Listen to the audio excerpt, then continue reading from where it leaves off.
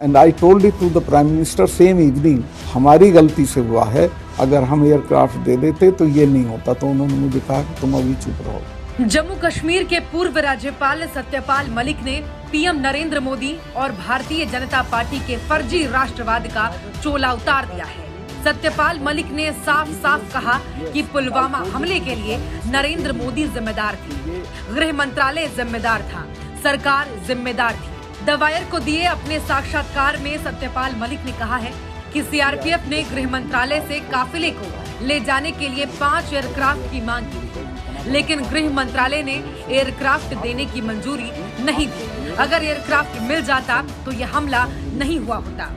सत्यपाल मलिक ने बताया कि हमले वाली शाम को ही उन्होंने प्रधानमंत्री नरेंद्र मोदी को ये बात बताई थी कि शहीदों की जान हमारी वजह से गई है। इस पर प्रधानमंत्री ने उन्हें चुप रहने के लिए कह दिया।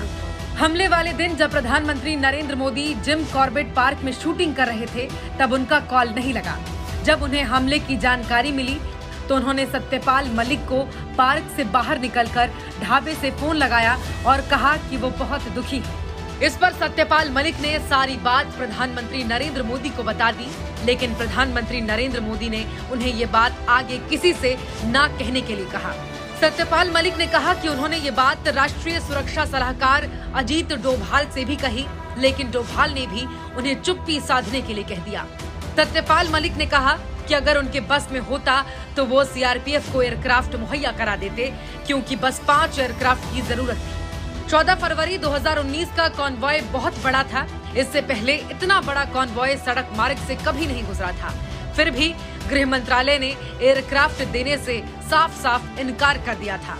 सड़क मार्ग से जा रहे कॉन्वॉय पर हमला हुआ, जिसमें 40 जवान शहीद हो गए।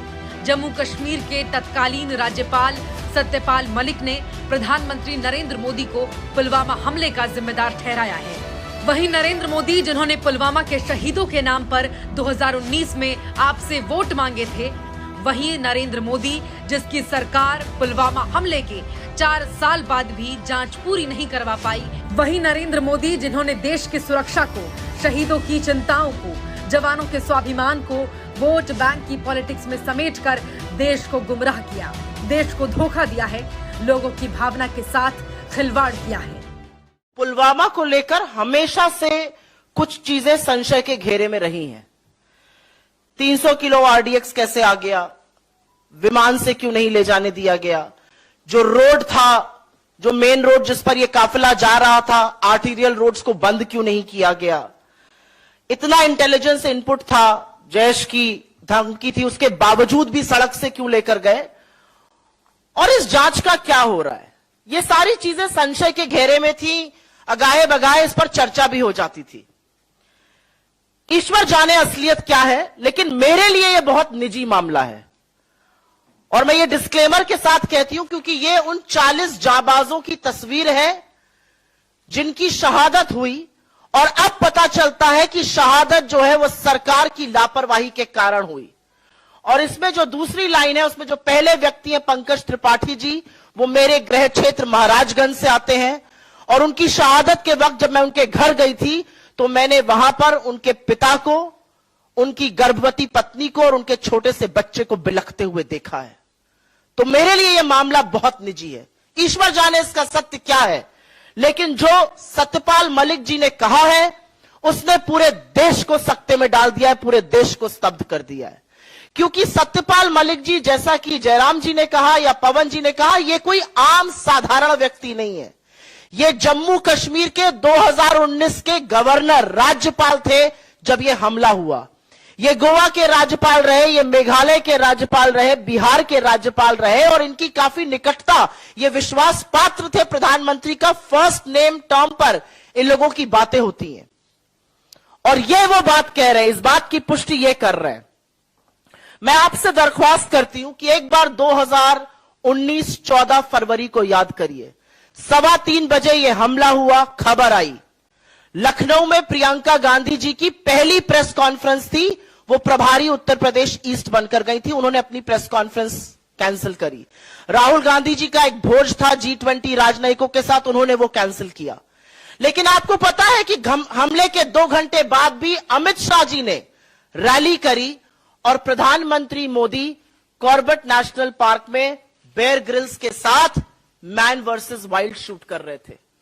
और यह शूट रुका नहीं, यह शूट शाम को लगभग 7 बजे तक चलता रहा, जिसके बाद सत्यपाल मलिक जी का यह कहना है कि उन्होंने सत्यपाल मलिक जी को फोन किया और पूछा क्या हुआ, और जब गवर्नर ने असलियत से उनको वाकिफ कराया कि यह हमारी लापरवाही के चलते, यह हमारी नाकामी है, एक गवर्नर को कहा गया तुम चुप रहो। और एक बार नहीं, उनको बार बार चुप रहने की धमकी दी गई और यह भी साथ में कहा गया अगर तुम कश्मीर पर बोले, इस मामले पर बोले तो मैं तुमसे मिलूंगा नहीं। यह सच जानना जरूरी है। और जैसा कि आपने इसमें देखा, जो हमने वीडियो चलाया था, 2500 सीआरपीएफ के जवानों को जम्मू से श्रीनगर जाना था, 5 विमान की दरख्वास्त करी गई थी, उसको तत्कालीन गृह मंत्रालय ने, गृह मंत्री राजनाथ सिंह ने रिजेक्ट किया था। और यही सच, अगर यह ना होता तो यह आतंकी जो साजिश थी यह नाकाम हो जाती।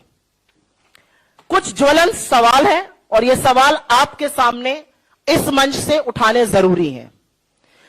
सीआरपीएफ के जवानों को हवाई रास्ते से क्यों नहीं ले जाया गया? मोदी सरकार ने उनको एयरक्राफ्ट देने की अनुमति क्यों नहीं दी? यह पहला सवाल है और इस सवाल का जवाब आज देश मांग रहा है, क्योंकि देश स्तब्ध है। ये 40 परिवार आज जानना चाहते हैं कि उनका जवान बेटा, उनका पति, उनका पिता क्यों शहीद हुआ, उसको एयरलिफ्ट क्यों नहीं किया गया। जैश की धमकी को, जैश ए मोहम्मद जिसने इसकी रिस्पॉन्सिबिलिटी ली, यह दूसरा सवाल है, उसकी धमकी को नजरअंदाज क्यों किया गया। और बाकी रिपोर्ट्स बताती हैं कि 2 जनवरी 2019 से लेकर 13 जनवरी 2019 के बीच में 11 इंटेलिजेंस इनपुट्स थे कि ऐसा एक आतंकी हमला हो सकता है, और उसके बावजूद भी 78 गाड़ियों के काफिले को, ये 1 या 2 गाड़ियां नहीं जा रही थी, सीआरपीएफ की 78 गाड़ियों के काफिले को सड़क के माध्यम से जम्मू से श्रीनगर ले जाया जा रहा था जब अवंतीपुरा पुलवामा में यह कांड हुआ। क्यों इंटेलिजेंस इनपुट्स को और क्यों जैश की धमकी को नजरअंदाज किया गया? तीसरा और बहुत बड़ा सवाल, और यह सवाल सब लोग पूछते हैं, 300 किलो आरडीएक्स से भरा एक गाड़ी टक्कर मारती है एक बस को और वहां पे स्वाहा हो जाता है सब। 300 किलो आरडीएक्स बॉर्डर एरिया में आई कैसे? और जो गाड़ी उसको लेकर आई वो एक आर्टीरियल रोड से मेन रोड तक कैसे आने दी गई? पूरा सैनिटाइजेशन होता है रोड का। और आज ये सवाल है कि क्या हमारे सैनिकों की जान इतनी सस्ती है कि वहां पर कोई बंदोबस्त नहीं किया गया था? यह तीसरा बड़ा सवाल है। और उसी से एक सवाल जुड़ा भी है, पुलवामा की जांच का क्या हो रहा है? 4 साल बीत गए पुलवामा को, 2019 14 फरवरी को हुआ था, हम 15 अप्रैल 2023 में बात कर रहे हैं। इस जांच का क्या हुआ? कब पता चलेगा आरडीएक्स, कब पता चलेगा रोड सैनिटाइजेशन के बारे में? चौथा और बहुत महत्वपूर्ण सवाल, सतपाल मलिक जी ने अपने इंटरव्यू में साफ तौर से कहा है कि उन्होंने प्रधानमंत्री को बताया कि गृह मंत्रालय ने रिजेक्ट किया था, उनको चुप रहने को कहा गया, तुम चुप रहो। और यही तुम चुप रहो नेशनल सिक्योरिटी एडवाइजर, राष्ट्रीय सुरक्षा सलाहकार श्रीमान डोवल जी ने भी उनको दिया। तो इनकी क्या रिस्पॉन्सिबिलिटी है? तत्कालीन गृह मंत्री राजनाथ सिंह जी की या डोवल जी की क्या रिस्पॉन्सिबिलिटी है? इनकी जिम्मेदारी कैसे, कब और कौन तय करेगा? और अंतिम बड़ा सवाल यह है कि इतने बड़े हादसे के बाद आज 4 साल हो गए, और जब सत्यपाल मलिक जी इतना बड़ा खुलासा करते हैं और पता चलता है कि उनको चुप रहने के लिए प्रधानमंत्री ने कहा था, आज ये पूछना पड़ेगा, ये धमकी, ये हिदायत, ये नसीहत, जो भी कह लीजिए, उनको क्यों दी गई? और अंत में मैं सिर्फ इतना कहना चाहती हूं कि ये जो सर्टिफिकेट बांटते फिरते हैं देश प्रेम का, देशद्रोह का, अगर ये देशद्रोह नहीं है, अगर ये 40 लोगों की शहादत और बेयर ग्रिल्स के साथ ये फोटो एक साथ देशद्रोह नहीं है, तो देशद्रोह क्या है?